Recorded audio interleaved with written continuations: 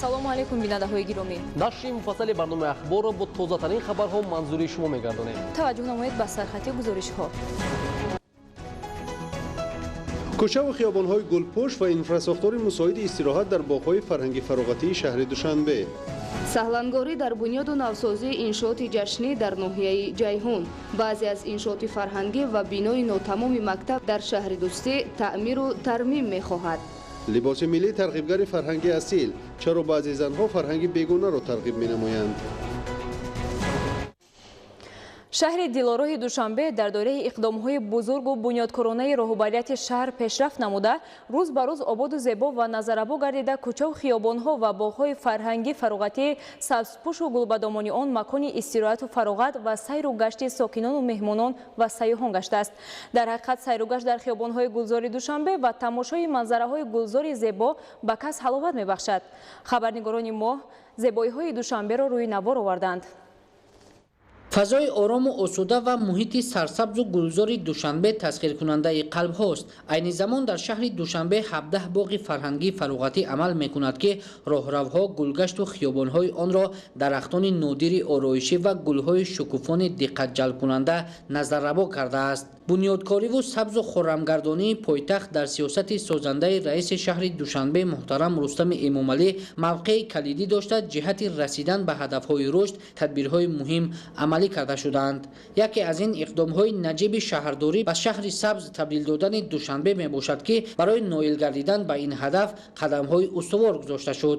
дуруст ба роҳ мондани корҳои созандагию бунёдкорӣ ва сабзу хуррамгардонидани пойтахт буд ки имрӯз шаҳри Душанбе ба яке аз шаҳрҳои сабз ва дӯстдоштаи шаҳрвандон ва тасхиркунандаи қалби сайёҳон табдил ёфт. сокинону меҳмонони пойтахт ҳамарӯза ба сайру гашт баромада аз накҳати гулҳо ва зебоию рангорангӣ баҳра бурда истироҳати худро комил мегардонанд. ман шукри истиқлолияти Тоҷикистон мекунам ки рӯз то рӯз ватани мо ободу зебо шуда истодааст. асосан бинед дар вақтҳои моҳҳои апрелу май мешавад ин қадар гулҳои лолае ки мешукуфад дили ҳар як ҷавону ҳар як тоҷикистонро ба ваҷд меорад. ман албатта бо шогирдои худам албатта ба боғҳо меравем, дар ҷамоматҳо иштирок мекунем.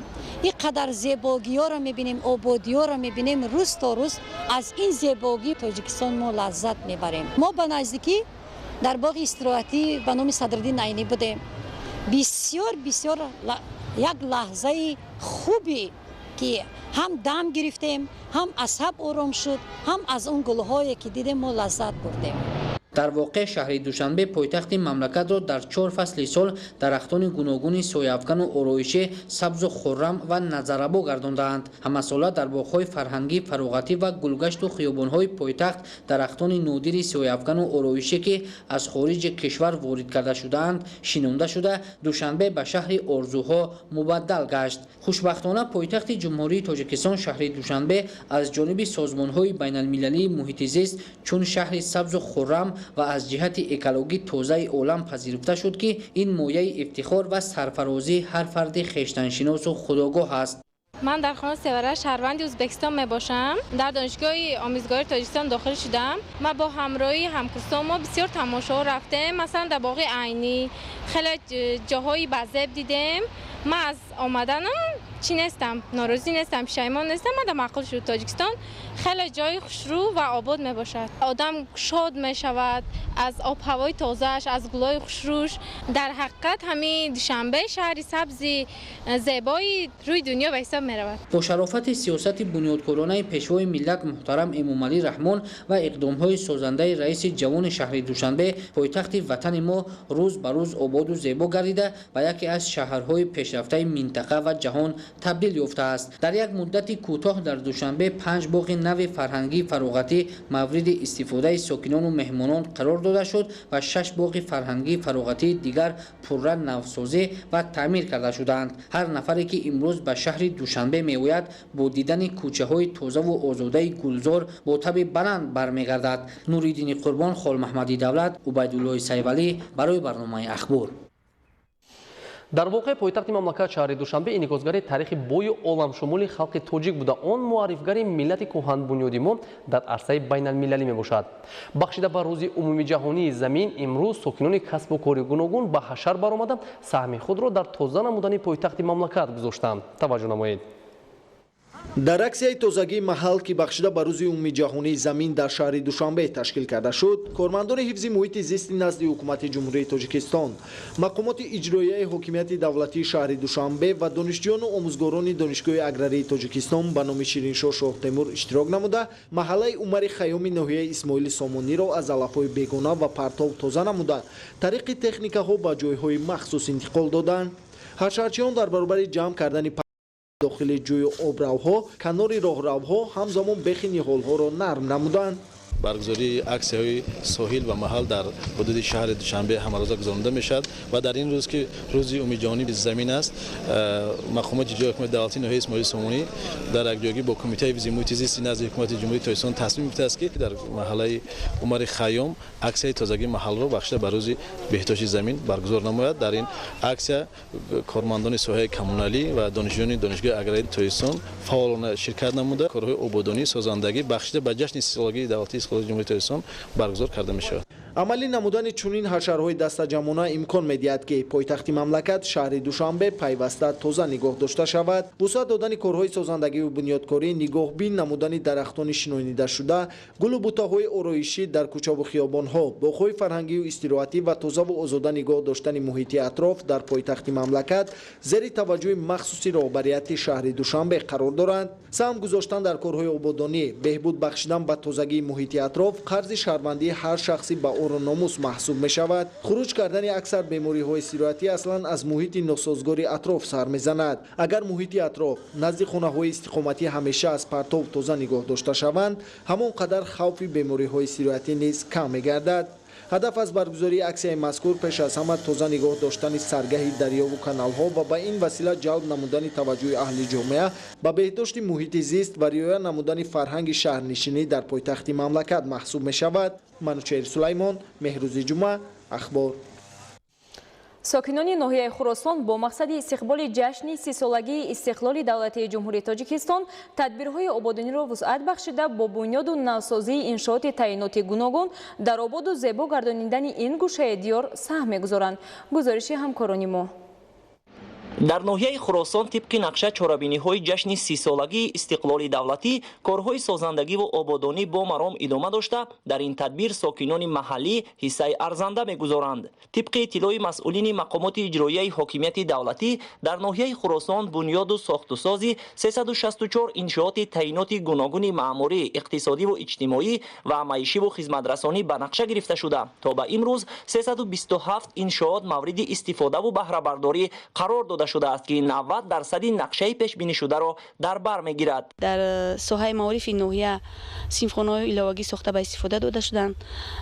инчунин мақомоти иҷроияи ҳокимияти давлатии ноҳияи Хӯросон тасмим гирифтааст ки бахшида ба 30-солагии истиқлолияти ҷумҳурии Тоҷикистон дар 10 муассисаи таълимӣ бунёди синфхонаҳои иловагӣ оғоз карда то саршавии соли хониши 2021-22 ба анҷом расонида ба истифода диҳанд. сокинони меҳнаткарину соҳибкорони ватандӯсти ноҳияи Хӯросон аҳлона заҳмат кашида аз соли 2018 то инҷониб дар назди 15 муассисаҳои таълимӣ, 46 синфхонаҳои иловагӣ, 15 адад бунгоҳи тиббӣ, 3 маркази саломатӣ, 3 дорухона, 1 толор, 8 майдончаи варзишӣ, 1 меҳмонхона, 2 сартарошхона, ҳаммом, кошонаи ҳусн, 6 маркази савдо, 35 марказҳои хизматрасонӣ ва 1 коргоҳи дузандагӣ бунёд карда мавриди истифода қарор доданд. ҷиҳати баргузории чорабиниҳои гуногуни фарҳангӣ ва таъмини истироҳату фароғати сокинону меҳмонон, боғи фарҳангии маркази ноҳия таъмиру азнавсозӣ гардида, насби суҳбатгоҳҳову арғончакҳо барои дилхушии кӯдакон ва гулкориву сабзазор намудани дохили он ва дигар инфрасохтори лозима боиси хушҳолии сокинон гардидааст. дар доираи корҳои созандагиву ободонӣ варзишгоҳи марказии ноҳия таъмиру таҷдид карда шуда барои баргузории мусобиқаҳои варзишӣ, чорабиниҳои сатҳи баланди фарҳангӣ ва машқу тамрини доимии варзишгарону сокинон мусоид гардонида шудааст. 7 майдончаи хурди футбол дар ҷамъиятҳои деҳот, ҳамзамон дар маркази ҷавонон корҳои ободонӣ рафта истодааст. ба рӯзҳои наздик به استفاده خواهیم داد. дар ҳашари дастаҷамонаи ноҳиявӣ баробари дигар ҷамоатҳои шаҳраку деҳот ҳамчунин садҳо нафар кормандони касбу кори гуногун ба кӯмаки аҳли заҳмати хоҷагии фермерӣ Асадулло омада дар анҷоми саривақтии корҳои мавсимии боғдорон ҳиссаи муносиб гузоштанд. тибқи иттилоъ хоҷагии мазкур дорои беш аз 14 000 гектар замин буда асосан дар он 25 намуди себ, олу ва дигар дарахтони ба иқлими мавзеи ҷойгиршавии хоҷагӣ парвариш ёфта аз он ҳосили фаровон ба даст оварда мешавад ки баробари таъмини бозори маҳаллӣ ҳамчунин ба хориҷи кишвар низ содирот карда мешавад. хоҷагии фермерии Асадулло дар ҳамин давра зиёдаи 970 гектар боғои мевадиҳанда ҳархела доранд. аз замин ҳозир шумо мебинед боғои себ зиёдаи 70 гектар ҳосил додааст. боғои олу я 80 гектар замин ин сол умеди хуб дорем ки ба ҳосил даромадагӣ. боғпарварони хоҷагии фермерии Асадулло дар асоси ҳидоят ва маслиҳатҳои муфиди пешвои миллат муҳтарам Эмомалӣ Раҳмон бо роҳи обёрии қатрагӣ заминҳои ташналаби талу теппаҳоро шодоб карда ҳосили фаровон парвариш ва аз ҳисоби содироти он даромади хуби иқтисодӣ мегиранд ки ҳамаи ин тадбирҳо омили муҳими таъсиси ҷойҳои нави корӣ, таъмини амнияти озуқаворӣ ва афзоиши иқтидори содиротии мамлакат мегардад. айни замон дар хоҷагии мазкур беш аз 400 нафар мутахассисону сокинони маҳаллӣ бо истифода аз 24 адад техникаҳои амалиёташон гуногун ва дигар шароитҳои созгор корҳои хоҷагидориро пеш бурда вобаста ба талаботи замон солҳои охир бунёди майдони боғҳои интенсивиро низ аз ҳисоби ниҳоли дарахтони мевадиҳандаи хушсифати маҳаллӣ ва хориҷӣ зиёд мегардонанд. дар идомаи тадбирҳои ободонӣ дар ноҳияи Хуросон ҷиҳати рушди соҳаи кишоварзӣ бахусус дар самти таъмини хоҷагидорон бо оби полезӣ, заҳкашҳо тоза, каналҳои обгузар таъмир ва дар мавзеъҳои лозима пойгоҳҳои обкашӣ ва қубурҳои обгузар таъмиру азнавсозӣ мегарданд ки дар истифодаи босамари замин ва рӯёнидани ҳосили дилхоҳи маҳсулот мусоидат менамояд. имрӯзҳо сокинони меҳнатдӯсти ноҳияи Хуросон дар ҳама арсаҳо аҳлона заҳмат кашида азм доранд ки ҷашни пурифтихори 30-солагии истиқлоли давлатиро ки барои ҳар як сокини ҷумҳурии Тоҷикистон пурарзиш мебошад бо дастовардҳои баланди меҳнатӣ истиқбол намоянд. Таварали соҳибназар, Парвизи Сафар аз ноҳияи Хуросон барои барномаи ахбор. бахшида ба 30-солагии истиқлоли давлатии ҷумҳурии Тоҷикистон дар ноҳияи Рӯдакӣ 414 иншооти маишию хизматрасонӣ ба нақша гирифта шудааст. То ба имрӯз бо талоши сокинон зиёда аз 370 иншооти таъиноти гуногун бунёду навсозӣ карда шуда, корҳои сохтмонию таъмирии навсозӣ дар дигар иншоот низ идома доранд. гузориши Бобукалон Аминзода аз ноҳияи Рӯдакӣ. дар ҷамоати деҳоти ноҳияи Рӯдакӣ дар доираи нақшачорабиниҳо бахшида ба 30-солагии истиқлоли давлатии ҷумҳурии Тоҷикистон бунёди 414 иншооти гуногун таъинот ба нақша гирифта шудааст ки то ба имрӯз зиёда аз 370 иншоот мавриди истифода қарор дода шудааст. айни замон корҳои сохтмонӣ ва таъмиру навсозӣ дар иншооти боқимонда идома дошта бо мавриди истифода қарор гирифтани онҳо дар бахшҳои иқтисоду иҷтимоӣ ва фарҳангу варзиш пешравиҳои назаррас ба вуқӯъ хоҳад пайваст. дар доираи иҷрои дастури супоришҳои созандаи роҳбарияти олии давлати ҳукумати мамлакат давоми солҳои соҳибистиқлолӣ дар деҳоти дурдасти ноҳияи Рӯдакӣ иншооти зиёди таъиноти гуногун сохта мавриди баҳрабардорӣ қарор дода шудааст ки дар беҳсозии вазъи зиндагии аҳолӣ боло бардоштани хизматрасонии иҷтимоӣ ва фарҳангию варзишӣ нақши калон мегузоранд. иншооти бунёдшаванда дар деҳотҳои ноҳияи Рӯдакӣ татбиқи амалии сиёсати пешгирифтаи ҳукумати мамлакат буда барои рушди деҳот ва беҳсозии инфраструктураи иқтисодии иҷтимоии ноҳия мусоидати фаъол менамоянд. таваҷҷӯҳи хостии ҳукумати мамлакат ба соҳаи соҳибкорӣ низ хеле зиёд мебошад. маҳз ҳамин дастгириҳо буд ки имрӯзҳо соҳибкорӣ дар мамлакат рушд ёфта, нақши соҳибкорон дар бунёду навсозии иншооти таъиноти гуногун назаррас аст. дар доираи корҳои бунёдкорӣ ба истиқболи 30-солагии истиқлоли давлатии ҷумҳурии Тоҷикистон дар ноҳияи Рӯдакӣ ободкории созандагӣ барои беҳтар гардидани сифати таълиму тарбия бо маблағгузории ҳукумати ҷумҳурии Тоҷикистон ва ҷалби соҳибкорон рӯз ба рӯз густариш пайдо мекунад. аз ҷумла дар назди муассисаи таҳсилоти миёнии умумии рақами 46 деҳаи меҳтари ҷамоати деҳоти Рӯдакӣ ки ба таъмири куллӣ ниёз дошт, аз ҷониби мақомоти иҷроии ҳукумати давлатии ноҳияи Рӯдакӣ бинои иловагии дорушона иборат аз 10 синфхона барои 480 нафар хонанда дар ду баст ساختمانش ادامه دارد که در عرصه انجامیابی قرار دارد و با ساخته با استفاده دادن بینای علاوگی شرایط خوبی تحصیل برای خوانندگان مؤسسه فراهم آورده می شود. در سمت با استراحت و فراغت فرا گرفتن ساکنان نیز در ناحیه چاره‌های عملی اندیشیده می شود. همچنین به مسئله سبز و خرمگردانی نیز دقت مخصوص ظاهر گردیده توسط اقدام‌های دسته‌جمعانه مسئولین در آبادی بیشتر و سبز و خرمگردانی محل و تعمیر راه‌های محلی تلاش به خرج داده ایستادند. چنین تدبیرهای آبادانی سازندگی در ناحیه رودکی امکان می‌دهد که شرایط خوبی زندگی فراهم آورده شده ده‌ها جای‌های نوی کاری به ساکنان مهیا کرده شود. باباکان امیرزاده، خال محمد دولت و اجلیس حیولی اخبار. از 200 انشاءاتی که به استقبال 30 سالگی استقلال دولتی جمهوری تاجیکستان در ناحیه جیهون بنیاد و نوسازیشان به نقشه گرفته شده بود، اکثر آنها مورد بهره برداری قرار داده شدند. اما سهلانگاری در تعمیر و نوسازی بعضی انشاءات این همه موفقیت را زیر سوال میبرد. از ناحیه جیهون همکاران ما گزارش میدهند. در حدود دهات 5 ناحیه جیهون به افتخار 30 سالگی استقلالیت دولتی جمهوری تاجیکستان بنیاد بیشتر از 30 عدد انشاءات گوناگون به نقشه گرفته شده بود. تا این مدت اکثر بنا و انشاءات با سهم صاحبکاران وطن دوست و شخصان علاهیده مورد استفاده قرار گرفتند. در اکثریت انشاءات‌های اجتماعی اقتصادی پیش بینی نموده همین نقشه چاره‌بینی کارهای ساختمانی ادامه دارد و با باوری گفته می‌تونیم که تا ماه سپتامبر تا رسیدن روز 30 سالگی استقلالیت دولتی جمهوری تاجیکستان پورا و در سطح بلند به انجام برسانیم. متاسفانه در حدود دهات هستند انشاءاتی که نیاز به تعمیر جدی دارند. این بنا سابق کلوب کلخوزی به نام لنین حاضره خوجگی به نام تاجیکستان ناحیه جیهون است. چون این طرح عمارت از لحاظ شهامت و انفراستراکچور در جمهوری انگشت شمار است. یک قسمت بنا را مسئولین دهات 5 ناحیه جیهون تعمیر و ترمیم کرده همچون بینای معمولی استفاده میبرند. قسمت دیگری بنا باشد حال تباه و ناراحت کننده دارد. به نظر می رسد که از چنین بی‌توجهی بنا صدموی گردیده ادامه همین وضع احتمالیت حادثه ناخوش را به بار آورد. کلوب سابق کلخوز لنین و قصر فرهنگ در همین بینای محتشم جایگیر است. سالهای 70 عصر گذشته تا ابتدای سالهای 90 همه چاره‌بینی‌های فرهنگی و برنامه‌های تفریحی در تالار زمان باشکوه برگزار کرده میشد. اکنون 10 سالها باز کسی در انشاءات فرهنگی را باز نمی‌کند و حالت بینای مذکور روز تا روز فرسوده و خراب می‌گردد. طور مسئولین دهات 5 ناحیه جیهون اصرار داشتند آنها امکان دوباره تعمیر و برقرار کردن تالار مذکور را ندارند و اکنون هدف دارند که با کمک وزارت فرهنگ جمهوری تاجیکستان انشاءات را به استقبال 30 سالگی استقلالیت دولتی جمهوری تاجیکستان به جای پسندیده ساکنان تبدیل دهند. آیا وزارت فرهنگ جمهوری تاجیکستان امکان دارد که هر انشاءات مربوط ساحه در شهر و ناحیه‌های مملکت را تعمیر و نوسازی و مورد بهره برداری قرار دهد؟ این سوال است که پاسخ خاص تقاضا می‌کند. امروز شهر و ناحیه‌های ولایت ختلان به جشن بزرگ و تاریخی 30 سالگی استقلال دولتی آمادگی می‌گیرند. در جماعت شهرک دوستی ناحیه جیهون بیش از 13 سال پیشتر به ساختمان مکتب بزرگ انیخترش گیمنازیا برای بچگان بالیاقت شروع کرده بودند. مبلغ گذاری مکتب مذکور از حساب بودجه دولتی ولایت ختلان صورت گرفته هر سه قبت بنا و بامپوش عمارت ساخته شده اکنون دوام سالهای طولانی همچون ساختمان ناتمام به گوشه فراموشی افتاده است.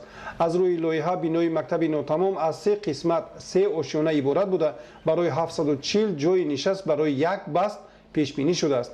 در شعبه معارف ناحیه جیهون اطلاع دادند که ساختمان بنای مکتب اول سالهای 2004-2006 آغاز گردیده با مبلغ‌گذاری مقامات اجرایی حکومت دولتی ولایت ختلان در مهلت کمتر از 1 سال با شدت بنیاد شده اکنون بیشتر از 10 سال باز مبلغ‌گذاری کردن نمی شود و ادامه کارهای ساختمانی هم از نظرها دور مانده است.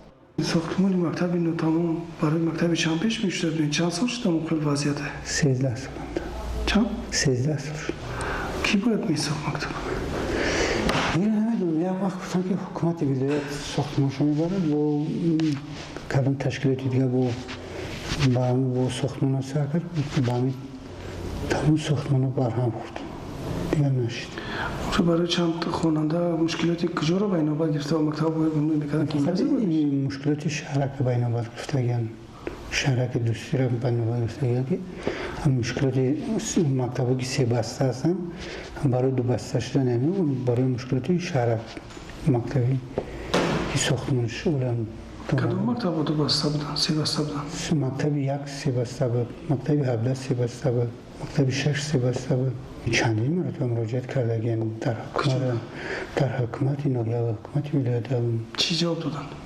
که مکتبشون میره مدیر معارف میتونه. ساکنان تهجویی اصرار داشتند که مکتب مذکور را با نظرداشت رفع مشکلات تحصیلات 3 بسته مورد هدفهای آبادانی قرار داده بودند. متاسفانه با سببهای ادامه نیافتن مبلغ‌گذاری ها چنین انشاءات با حشمت ساحه معارف در حالت توقف قرار دارد.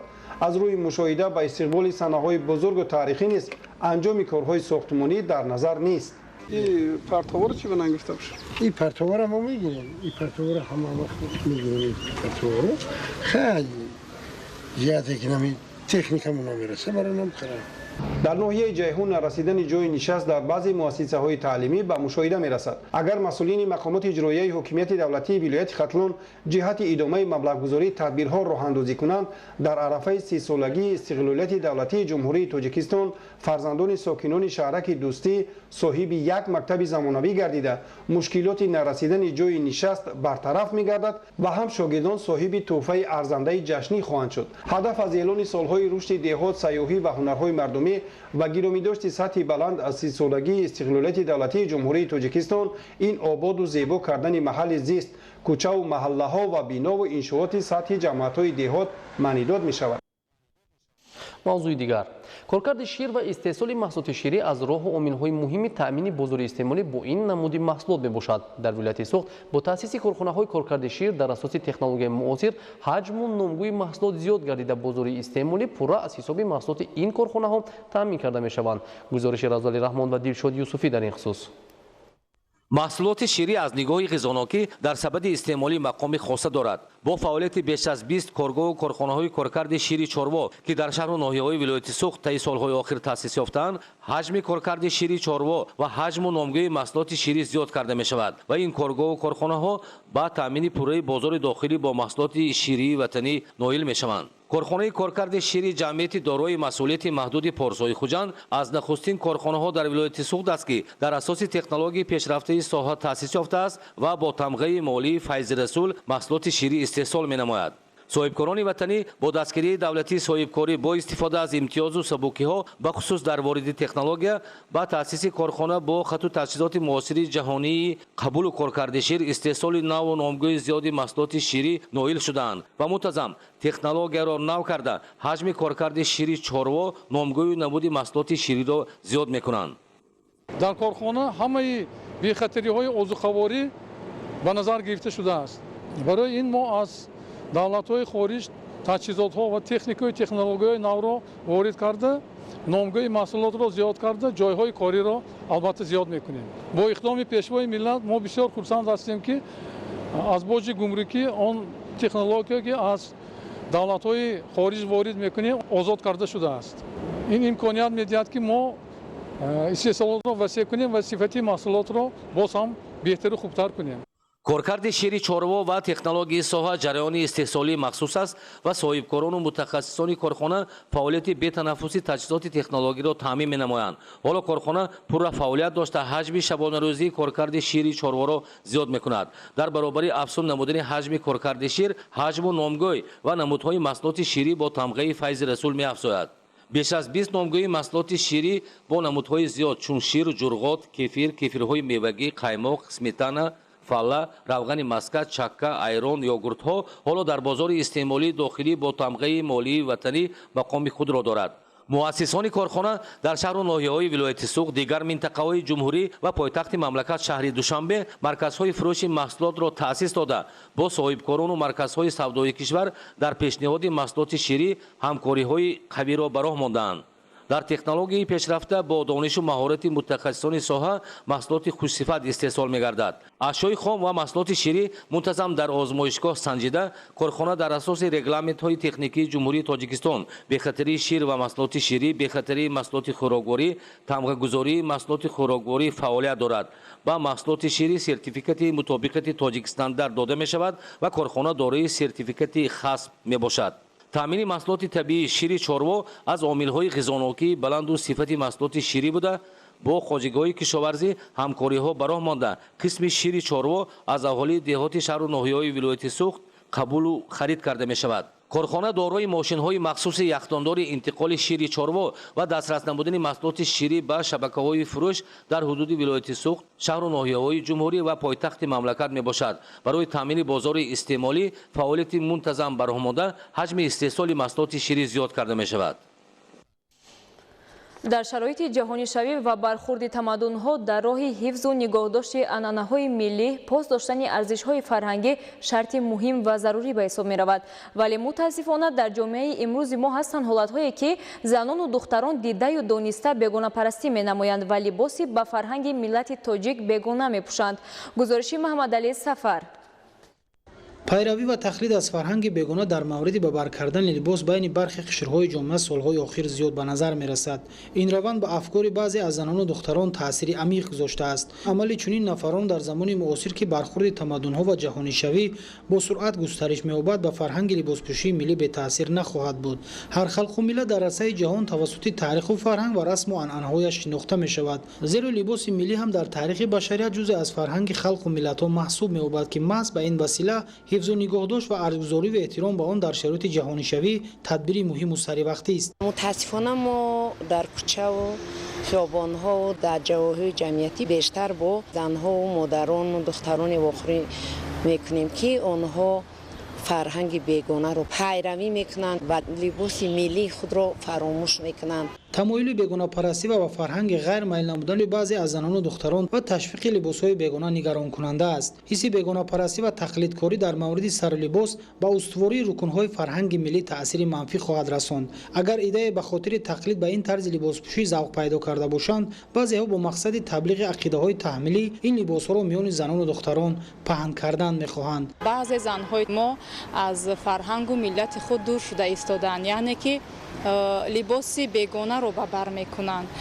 мо бояд бо ҳамон либоси миллие ки аҷдодони мо ба бар мекарданд, бояд ки фарҳанги худро, яъне ки тоҷикистонро мо бояд ба ҷаҳон муаррифӣ кунем. навъу намудҳои зебои атласу адрас ва дигар матоъҳои миллӣ ки аз онҳо либосҳои шинам таҳия карда мешавад, дар гузашта ва имрӯз ҳаводорони зиёд дорад ки бо бар кардани он ба ҳусни занону духтарони тоҷик зебоии дигаре зам мекунад.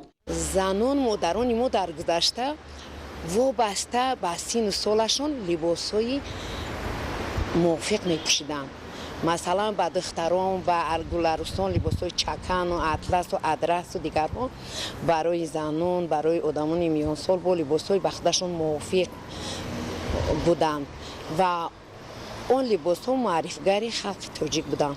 мо бояд ки бо либоси худамон миллии худамон гузаштагони худамонро фаромӯш накунем, онро аз байн набарем. мубориза барем ки либоси мо ҳамчун маърифгари халқи мо, маърифгари миллати тоҷик, соҳиб фарҳанг доимо дар куҷое ки набошад, дар кадом шароите набошад, аз байн наравад. ҳамон тавре ки маълум аст дар мамлакат дастурамале таҳия шудааст ки намуди либоси духтарону занонро дар фаслҳои сол ҷашну идҳо ва дигар маросимҳо муқаррар кардааст. китобе ба таб расид ки сар либоси занону духтарони мо дар он сабт шудааст ва хоҳарони мо, ҳамкорони мо метавонанд аз ин китоб васеъ истифода баранд ва дар рӯзҳои ҷашну маросимҳо чӣ гуна либосҳо ба бар намоянд. занону хоҳарони моро ҳоҷат нест ки аз миллату фарҳангҳои дигар мардум, яъне ки пайрав бошанд ва сар либоси онҳоро ба бар намоянд.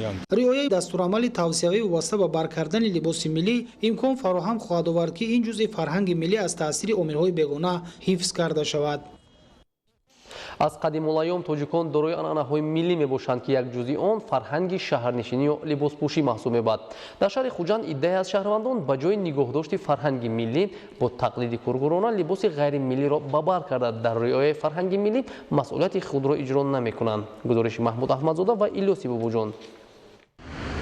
мувофиқи сарчашмаҳои илмии этнографӣ, либосҳои занона ки занҳои тоҷик дар давраҳои пеш ба бар мекарданд, хоси урфу одати маҳаллӣ ва хусусиятҳои ҷуғрофӣ буд. дар асарҳои таърихӣ ва тадқиқоту нишондодҳои олимони соҳа низ намунаҳои ин либосҳо оварда шудааст ки занҳо бештар куртаҳои осиндарози гиребондор ба бар карда дар сарашон рӯймол ё тоқӣ мепӯшиданд. ва ҳоло низ дар бисёри маҳаллу минтақаҳои кишвар аз ҷумла шаҳру ноҳияҳои вилояти суғд занону духтарон намунаҳои либосҳои миллӣ ки аз атласу адрас чакан дигар намуди матоъҳо ба таври зебо шинам духта мешаванд ба бар менамоянд ки аз завқи зебоипарастӣ ва ҳисси баланди онҳо дар нигоҳдошту тарғиби фарҳанги миллиро медиҳад. аммо солҳои охир бо раванди ҷаҳонишавӣ таъсири идеологияи баъзе аз кишварҳо истифодаи зиёди шабакаҳои иҷтимоӣ ва тақлиди беҳосили бархе аз занону духтарони тоҷик ба фарҳанги бегонаю тарғиби он дар ҷомеа дар устувории рукнҳои фарҳанги миллӣ таъсири манфӣ расонид. дар кӯчаву хиёбонҳои шаҳру ноҳияҳои мамлакат аз ҷумла дар вилояти суғд шаҳри хуҷанд ҳоло низ чунин тарғиби фарҳанги бегона аз тарафи бонувон фурӯшандагони дӯкону мағозаҳо ба назар мерасад. аз сабаби оне ки шаҳри хуҷанд маркази маъмурии вилояти суғд маҳсуб меёбад, инҷо аз тамоми шаҳру навоҳии вилоят занҳо ба бозорҳо ва сайрукаш ворид мешаванд. мо барои пешгирӣ кардани ҳамин бегонапарастӣ имрӯз корҳои фаҳмондадиҳӣ гузаронида истода имрӯз дар шаҳр аксияи тоҷикона мепӯшем доир намудем.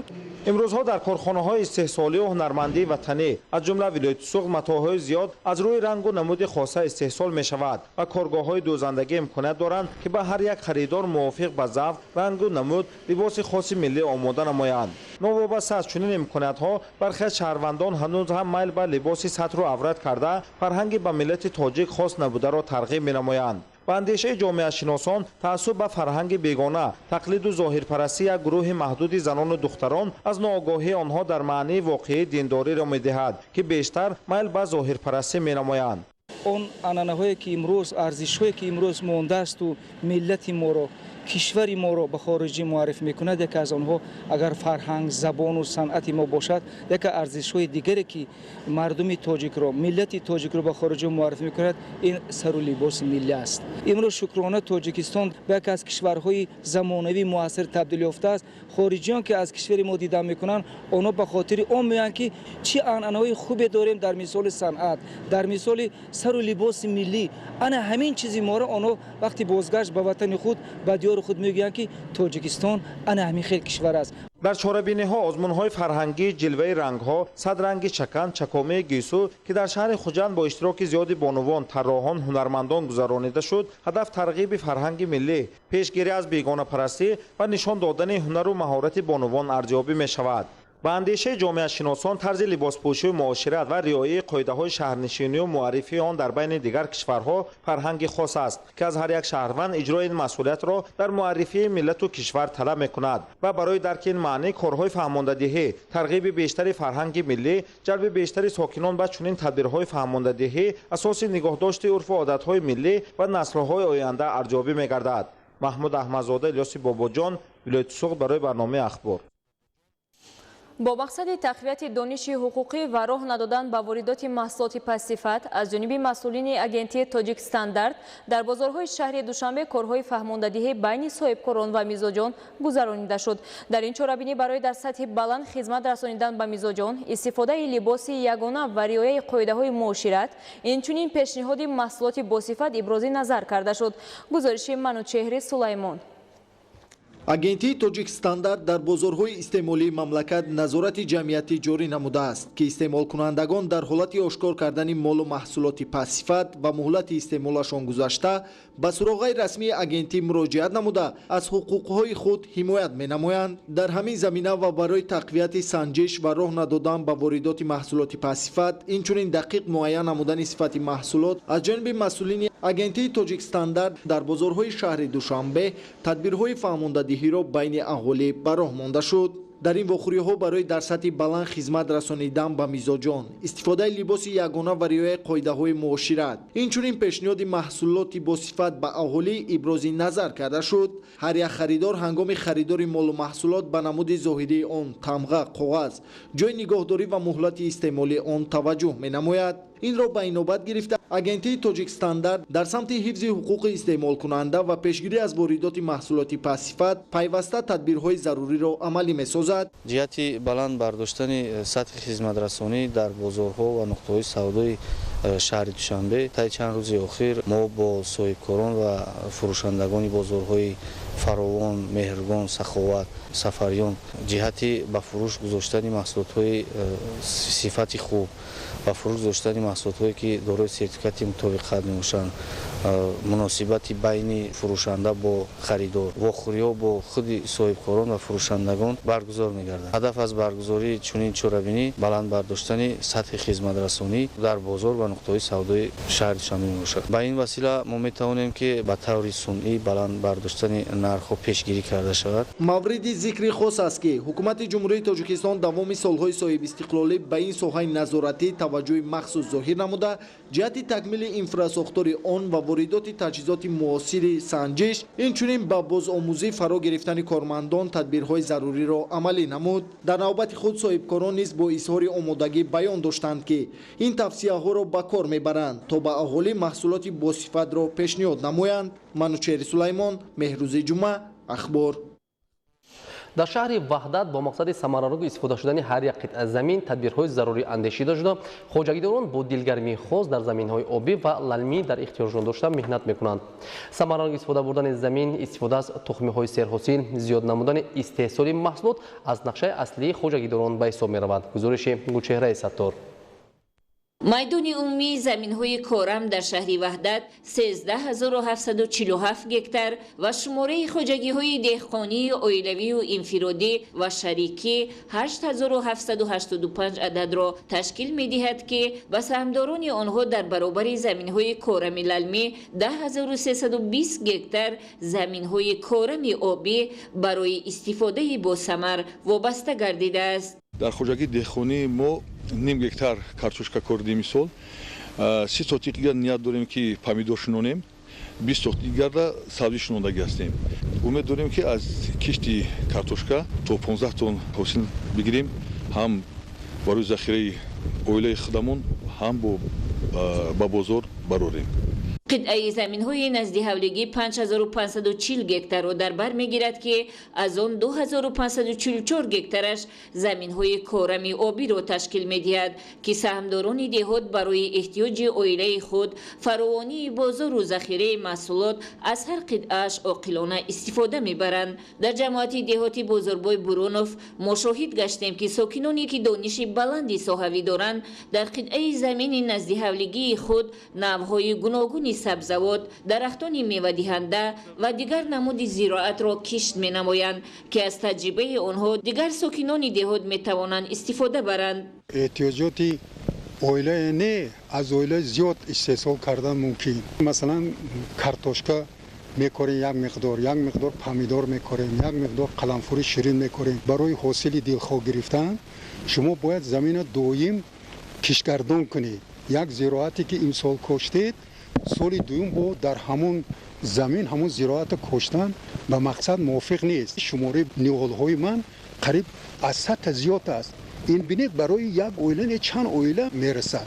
барои худамон ҳамин қисмати себу ноб пуррагӣ оилая таъмин мекунад ба бо як миқдорашо ба бозор ҳам баровардан мумкин аст. бо фармони президенти мамлакат ҳанӯз солҳои 1995 50000 гектар ва соли 1997 25000 гектар замин ба аҳолии деҳот барои истеҳсоли маҳсулоти худӣ тақсим гардида буд ки то имрӯз аҳолии деҳот дар ин қитъаҳо картошка, ғалладонагӣ ва дигар маводи зарурии рӯзгорро кишт, парвариш ва истеҳсол менамоянд. ба саҳмдорони деҳоти шаҳри ваҳдат аз ин ҳисоб 956 гектар замин ҷудо гардида буд ки 204 гектараш заминҳои пурқимати корами обӣ аст.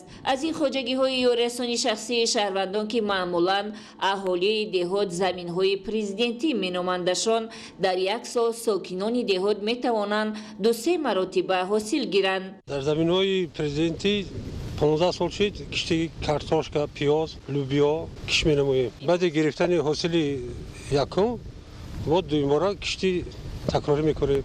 аслан хоҷагиҳои гирду атрофи пойтахт бояд масъулияти хеле баланд дошта бошанд барои таъмини бозорҳои истеъмолӣ бо сабзавоти тару тоза ва қонеъ гардонидани талаботи аҳолии шаҳр. барои ноил гардидан ба ин ҳадаф ҳар сокини деҳотро мебояд бо игарии асосии давлат заминро бо фарҳанги баланд истифода намуда ҳосили фаровон ба даст орад. در زمین‌های کرمی لالمی موضع بهارستانی ناحیه فرخار سال دوم است که اهل زحمت کооپراتیو استحصالی محیب‌الله از گرمخانه حاصل فراوان سبزیجات به دست می‌آورند. ادامه موضوع در گزارش سید جعفری محمدعلی و خورشیدی نادرخان. در زمین‌های کرم لالمی موضع بهارستانی حدود جماعت دهات ظفر ناحیه فرخار اهل زحمت کооپراتیو استحصالی محیب‌الله سالهای پیشین اساساً به زراعتکاری مشغول بودند. برای تشکیل جایهای نو کاری، درآمد اقتصادی و تامین اهل زحمت خوجگی با پولیزی سبزیجات و زراعت غله‌لوبیاگی و کارتوشکا سال دوم است که در این موضع میدان کشت زراعت‌های مذکور زیاد و در گرمخانه خوجگی باشد.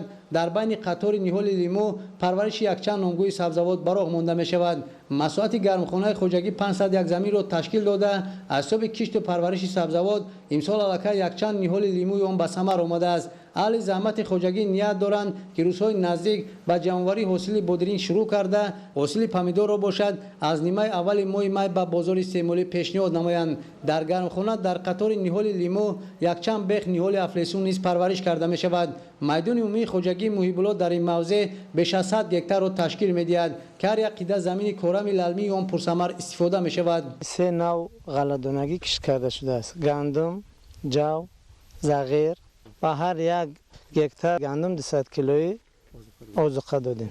در خوجگی برای بلند برداشتن بازده زمین در برابر کشت تخمی‌های خوش‌صفت و رعایت تدبیرهای آگروتکنیکی پرورش زراعت همزمان اصول کشتگردان نیز به کار برده می شود. سال روان اصحاب کشتگردان اهل زحمت در این موضع میدان پرورش کارتوشکا را زیاد نمودند. ما در همین زمین‌های للمه موضع اولمتای زیاده از 60 سوتیخ ده کارتوشکا کشت کردیم. بیشتر اصول کشتگردان را به کار می‌گیریم. در جایی که پلک میکنیم زغیر نخت آینده جای همیاره گندم میکنیم یا جو میکنیم حاصلش چندان زیادتر میشود. در خوجگی برای پرورش سبزیجات در گرمخانه تامین نشونمای میدان 5 هکتار پیسته باغ و پرورش زراعت‌های کشاورزی این زمان بیش از 20 نفر ساکنان به کار جلب گردیدند. مسئولین خوجگی نیت دارند که آینده در این موضع میدان باغ و گرمخانه را وسیع نموده با شماره معین ساکنان را به کار فرا گرفته نشانداد استحصال نامگوی محصولات کشاورزی را زیاد نمایند. ادامه برنامه اخبار. استرافشانی بوستونی مکانی هنرهای قدیمی معاصر به حساب رفتند. نمایندگان زیاده از 200 کسب و هنر در شهر فعالیت میکنند. در مؤسسه دولتی تعلیمی کالج هنرهای مردمی شهر استرافشان به دانش آموزان هنرهای گوناگون را می‌آموزانند. ادامه موضوع در گزارش مضبوط به وزوده از شهر استرافشان. صنعت کشت‌دوزی و گلدوزی از عصرهای میانه در استرافشان بوستانی رشد و نمو کرده است. این کسب پرشرف را امروز در مؤسسه دولتی تعلیمی کالج هنرهای مردمی شهر استرافشان در برابر 16 نمود هنرهای مردمی به جوانان آموزانده می شود. فعلا در مؤسسه دولتی تعلیمی کالج هنرهای مردمی شهر استرافشان نزدیک 50 نفر دختران کسب کشت‌دوزی و گلدوزی آموخته ایستادند. محصول دستان معجزه‌آفر کسبیان جوان علاقه جایزه‌دار آزمون‌های ولایتی، جمهوری و بین المللی گردیده. در سالهای عمل رشد دهات، سیاحی و هنرهای مردمی چند نمایشگاه را زیب و آرا دادند. جهت زیبا و نظربا گردیدن کشیده و گلدوزی هایشان شاگردان از همه نمودهای چاک‌های دستی پرثمر استفاده می‌کنند تا این هنر را به پرگی آموخته و محصول ایجادشان رقابت‌پذیر در بازارهای استحصالی گردد. کسب هنر دیگری که الان شهرت و نفوذ بیشتر دارد طراحی لباس متا و آماده‌سازی کته‌های شینم و نظربای ملی و اروپایی شمرده می‌شود. آموزش این هنر زیبا نیز در مؤسسه دولتی تعلیمی کالج هنرهای مردمی به طور گسترده راه اندازی گردیده است. با دست سحرآفر طراحان جوان یک سلسله متاحات طراحی و به نمایش گذاشته شده است که دقت سیاحان و مهمانان را به خود جلب می‌سازد. من از خردی آرزو داشتم که در آینده طراح شوم. من بعد از ختم صنف نهم حجت‌هایم را به کالج هنرهای مردمی شهر استرافشان سپاریده در اینجا آرزویم را جامعه عمل پیشاندم. مورد تاکید است که به خاطر احیا و رشد هنرهای مردمی در مؤسسه دولتی کالج هنرهای مردمی شهر استرافشان عین حال به 303 نفر تشنه کسب و هنر از روی 16 اختصاص صنعت آرایش عملی، نقاشی، کندلکشی، مینیاتوری شرقی، کلالگری بدیعی، گچکاری، کندکاری، ساختن ارمغان‌ها از چوب، سازتراشی، کارتسازی، شمشیرسازی، آهنگری، زرگری، کشت‌دوزی، زردوزی، گلدوزی، قالین بافی، اطلس و ادرس بافی، طراحی لباس‌های ملی و زرلباس چکن کسب و هنر آموخته می شود. مضبوط بابازاده از شهر استرافشان برای برنامه اخبار.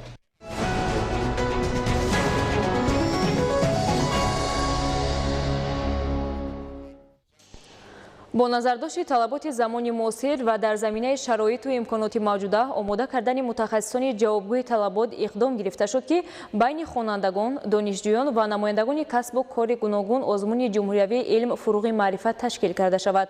گزارش همکاران ما در این خصوص. در دانشگاه اگراری تاجیکستان به نام شیرینشاه شاه تیمور دور نهایی دانشگاهی آزمون جمهوری علم فروغ معرفت برگزار گردید.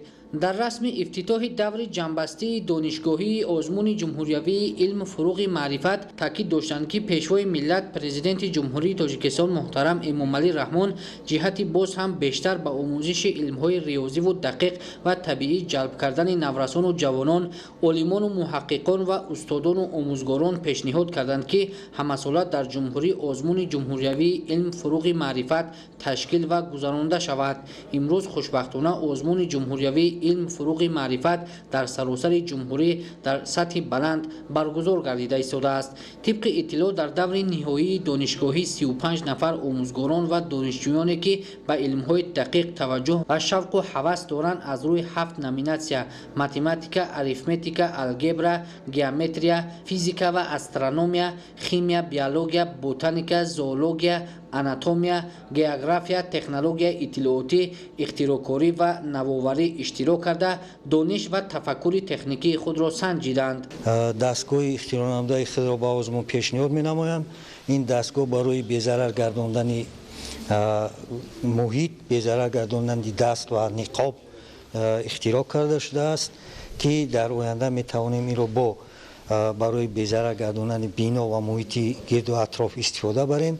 در دانشگاه اگراری تاجیکستان برای در سطح بلند برگزار کردن آزمون جمهوری علم فروغ معرفت شرایط ضروری فراهم آورده شده. اشتراکچیان هم به طور نظریه و عملیه برآمد کردند. در عملیه هر اشتراکچی حل مسئله های متماتیکی، کیمیا و فیزیک را به حکمان نشان دادند. گذراندن این خیلی آزمون ها خیلی جالب هم برای دانشجویان. اینها را برای آموزش من بعده فنهای دقیق مخصوصا شیمی روانه می سازند، چون که شیمی یکی از فنهای اساسی طبیعی می باشد. اول که دانشجویان کوشش میکنن که هرچی بیشتر دانش‌های شیمیایی را گرفته باشند تا که در آزمون اشتراک کرده یک جای نمایان به دست بیارن. یعنی شوق ذوق آنها را برای آموختن فن شیمی خیلی زیاد مینماید. آزمون جمهوری علم فروغ معرفت اقدام معارف پرورانه است که میتواند در جامعه تحولات علمی را به وجود آورد، زیرا نتیجه آزمون‌های قبلا اعلان گردیده مخصوصا آزمون جمهوری فروغ صبح دانایی کتاب است نشان داد که در واقع این تدبیر معرفتی توانست که توجه تمام قشر جامعه را به کتابخانه بیدار سازد. نوریدین قربان، خال محمدی دولت، بهادر حسن زاده برای برنامه اخبار. давоми солҳои соҳибистиқлолӣ дар шаҳру ноҳияҳои вилояти хатлон инфраструктураи соҳаи маориф бо бунёду навсозии биноҳои нави таълимӣ такмил меёбад. дар шаҳри кӯлоб низ муассисаҳои нави таълимӣ бунёд гардида барои хонандагон шароити мусоиди таълимӣ муҳайё карда мешаванд. гузориши ҳикматлоҳ ҳусейнзода аз шаҳри кӯлоб. امروز حکومت جمهوری تاجیکستان جهت رشد ساحه معارف مملکت بهتر نمودن صفت تعلیم و تدریس در مکتب‌های تحصیلات همگانی و عالی تدبیرهای عملی می‌اندیشند. زیرا معارف در جمهوری یکی از ساحه‌های مهم جمعیتی ارزیابی شده، شرایط کنونی تقاضا می‌کند که فعالیت مکتب‌ها مطابق معیارهای سیستم جهانی تعلیم برآورده شود. با این مقصد در شهر کلوب ولایت ختلون مکتب‌های نو و زمانوی بنیاد گردیده، نظام کاری آموزگاران سال تا سال بهتر گردیده ایستاده است. در سال سپری گشته از طرف مرکز ملی تستی خوانندگان ما در جنبست مرکز ملی تستی در ولایت در جای یکم و در جمهوری در جای پنجم قرار دارند. اینچنین در دوره صاحب استقلالی یک قطار مؤسسه‌های نو ساخته به استفاده داده شد. اینچنین با دستگیری پدر مادران 13 تا سیمخانه علاوگی ساخته به استفاده داده شد. در مکتب اینترنت جمهوری کودکان یتیم در شهر کلوب باشد با مقصد بلند برداشتن کار تعلیم و تربیت تدبیرهای سودمند عملی می‌گردد. در مکتب اینترنت جمهوری کودکان یتیم شهر کلوب زیاده از 100 نفر یتیمان و بپرستاران به تعلیم و تربیت فرا گرفته شدند که زیاده از 20 نفر آموزگاران و مربیان صاحب تجربه در اینجا کار و فعالیت میکنند و مؤسسه با تمام شرایط‌های زمانوی مهیا است. ما آموزگاران از این دستگیری‌های پیوسته پیشوای معظم ملت منتپذیر بوده جواباً به این غمخوری‌ها تربیت گیرندگان را در روحیه وطن دوستی، خویشتن شناسی و خودآگاهی ملی تربیت نموده 30 سالگی استقلالیت جمهوری تاجیکستان را سزاوار پیشواز میگیریم. خوانندگان از دستگیری‌های حکومت جمهوری تاجیکستان جهت رشد این ساحه اظهار قناعتمندی می‌نمایند. درست برای آموزش تعلیم و تربیت از بسیار جهت به تیار کردن جوانان با معرفت مساعدت می‌کند، چونکه آنها می‌توانند منبع با دانش، مهارت و ملکه خوب برای رشد و ترقیات تاجیکستان عزیز خدمت کنند. حکمت الله حسین زاده از شهر کلاب برای برنامه اخبار. بیننده های گرامی این بود نشر مفصل برنامه اطلاعاتی اخبار. تنسیت و خانه آباد باشد.